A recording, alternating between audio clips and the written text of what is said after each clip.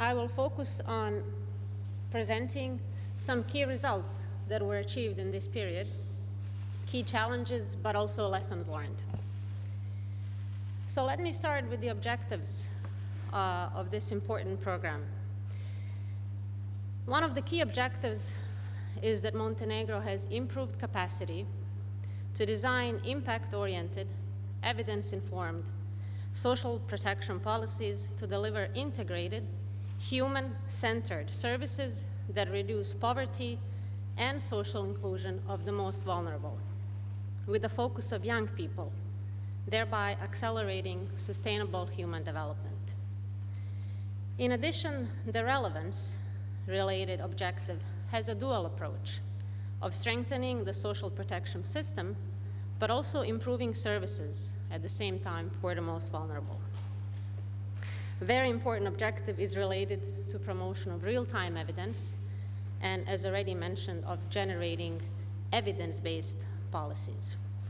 You can see here on this slide that the SDG fund contribution amounted to 1.9 million, with the UN in Montenegro contribution of about 700,000, totaling almost $2.7 million.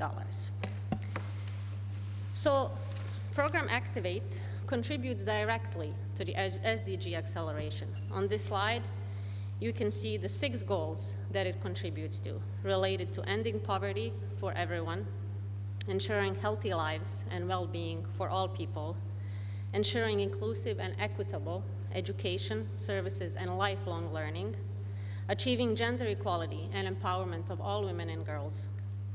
Goal 8, which is related to sustained, inclusive, and sustainable economic growth, full and productive employment, and decent work for all. And last but not least, Goal 10, to reduce inequality within and among countries. So, as already mentioned, 2 key outcomes are related to evidence-based social protection policy.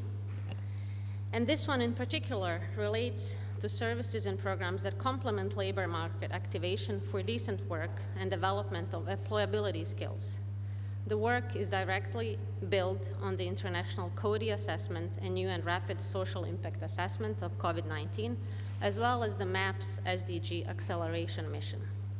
The second objective, which is about human-centered services, is about innovation building, mental health, labor market activation measure, and increased participation of young men and women.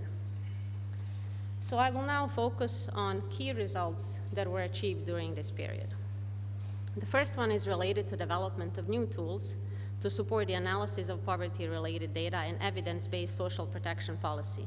And it's important to mention that 3 rounds of UN Rapid Social Impact Assessment provided real-time data on the socio-economic impact of COVID-19, especially on vulnerable groups, as well as recommendation to mitigate the impact of COVID-19 on the most vulnerable. The second key result is related to gender-sensitive and innovative services and tools for increased youth participation, and this enabled digital skill training for over 500 young persons.